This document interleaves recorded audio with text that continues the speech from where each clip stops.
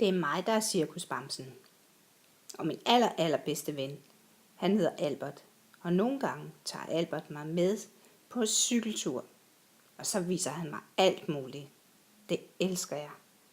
Jeg er så glad for min allerbedste ven. Åh nej, jeg er vist kommet til at kravle alt for langt op i træet. Hvordan skal jeg komme ned? Og bare der kunne komme nogen og redde mig.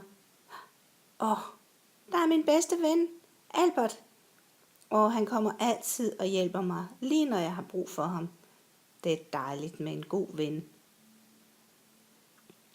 Og så får jeg en ordentlig krammer.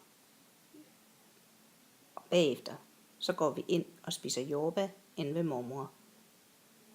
Jeg elsker jordbær, og jeg elsker min bedste ven. Det var Cirkus Bamse historien for i dag. Hej hej.